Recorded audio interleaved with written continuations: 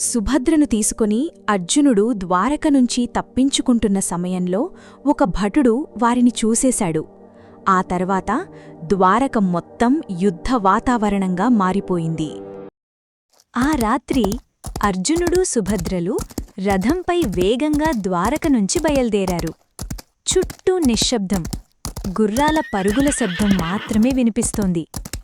సుభద్ర కొంచెం భయపడుతూ అర్జునుడి చేతిని గట్టిగా పట్టుకుంది. అప్పుడు అర్జునుడు నెమ్మదిగా అన్నాడు, భయపడకు సుభద్ర, నేనున్నాను. అది విన్న సుభద్ర చిన్నగా నవ్వింది. అప్పుడే దూరం నుంచి వస్తున్న రథాన్ని చూసిన నగరభటులు అనుమానంతో దగ్గరకొచ్చారు. కాని రథంలో ఉన్నవి సుభద్ర అని గుర్తించిన వెంటనే వాళ్ళు ఒక్కసారిగా ఆశ్చర్యపోయారు. సుభద్రదేవిని ఆ యాత్రికుడు తీసుకెళ్ళిపోతున్నాడు అని ఆందోళనగా గట్టిగా అరిచారు. ఆ అరుపుతో ద్వారక మొత్తం ఒక్కసారిగా అప్రమత్తమైంది. శంఖనాదాలు వినిపించాయి. యాదవ వీరులు వెంటనే రథాలతో బయల్దేరారు. కొన్ని క్షణాల్లోనే యాదవ వీరులు అర్జునుడి రథాన్ని చేరుకున్నారు.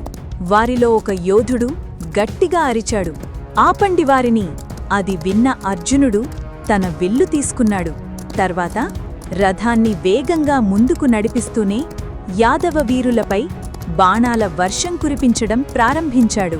అర్జునుడి బాణాలకు ఎదురుగా వచ్చిన యోధులు ఒక్కొక్కరుగా వెనక్కి తగ్గిపోయారు. కాని ఒకేసారి అనేక రథాలు వారిని చుట్టుముట్టాయి. అది చూసిన సుభద్ర అర్జునుడి వైపు తిరిగి, రథపు పగ్గాలు నాకివ్వండి అర్జునా అని చెప్పింది. అర్జునుడు ఆశ్చర్యంగా ఆమె వైపు చూశాడు. కాని వెంటనే రథపు పగ్గాలు సుభద్ర చేతుల్లో పెట్టాడు. ఆ తరువాత సుభద్ర వేగంగా రథాన్ని నడపడం ప్రారంభించింది. ఇక అర్జునుడు పూర్తిగా యుద్ధంపై దృష్టి పెట్టాడు. రథంపై నిలబడి అర్జునుడు వేగంగా బాణాలు సంధిస్తున్నాడు. అతని యుద్ధ నైపుణ్యాన్ని చూసిన యాదవ వీరులు ఒక్కసారిగా ఆశ్చర్యపోయారు. ఇలాంటి విలువిద్య! ఇతను సాధారణ యాత్రికుడు కాదు. కొన్ని క్షణాల తర్వాత ఒక యాదవుడు అర్జునుణ్ణి గుర్తుపట్టి గట్టిగా అరిచాడు, ఇతను పాండవ వీరుడు అర్జునుడు! అది విన్న అక్కడి వారంతా ఒక్కసారిగా ఆశ్చర్యపోయారు. ఇంతలో ఈ వార్త వేగంగా బలరాముడికి చేరుకుంది. ఆ యాత్రికుడు అర్జునుడు అని విన్న బలరాముడు కోపంతో లేచాడు. నా చెల్లెల్ని అనుమతి లేకుండా ఎలా తీసుకెళ్లగలడు? అర్జునుడికి ఎంత ధైర్యం! అని కోపంగా అరిచాడు.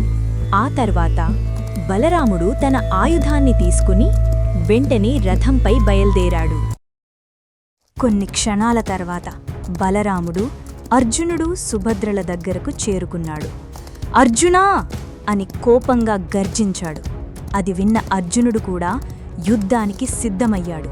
కాని అప్పుడే బలరాముడి చూపు రథపు పగ్గాలు పట్టుకుని ఉన్న సుభద్రపై పడింది. సుభద్ర ఏమాత్రం భయపడకుండా స్వయంగా రథాన్ని నడుపుతోంది. అది చూసిన బలరాముడు కొద్దిసేపు మౌనంగా నిలబడ్డాడు. ఎందుకంటే సుభద్ర ఇష్టపడి అర్జునుడితో వెళ్ళిందని అది చూశాక అతనికి అర్థమైంది. అప్పుడే శ్రీకృష్ణుడు అక్కడికి నెమ్మదిగా వచ్చాడు. కృష్ణుణ్ణి చూసిన బలరాముడు కోపంగా అతని వైపు చూశాడు. అప్పుడు కృష్ణుడు ప్రశాంతంగా అన్నాడు, ఇదంతా నాకు ముందే తెలుసన్నయ్యా. మన సుభద్రే ఇష్టపడి అర్జునుడితో వెళ్ళింది. ఇందులో అర్జునుడి తప్పేమీ లేదు. వాళ్ళిద్దరూ ఒకరినొకరు ప్రేమించుకున్నారు. అందుకే నేనే వాళ్ళిద్దరికీ సహాయం చేశాను. కృష్ణుడి మాటలు విన్న బలరాముడు కొద్దిసేపు మౌనంగా నిలబడ్డాడు. చివరికి ఇదంతా కృష్ణుడి ప్రణాళికే అని అర్థం చేసుకున్న బలరాముడు శాంతించాడు. ఆ తరువాత బలరాముడు నగరపాలకుల వైపు చూసి, వారిని వెళ్ళనివ్వండి అన్నట్టుగా నెమ్మదిగా కళ్లతో సైగ చేశాడు. అది చూసిన యాదవ వీరులు వెంటనే వెనక్కి తగ్గిపోయారు. ఆ తర్వాత అర్జునుడు సుభద్రలు ఇంద్రప్రస్థానికి వెళ్ళిపోయారు. ఇంద్రప్రస్థానికి చేరుకున్నాక సుభద్ర ఎలాంటి పరిస్థితిని ఎదుర్కొంది? తర్వాతి భాగంలో చూద్దాం.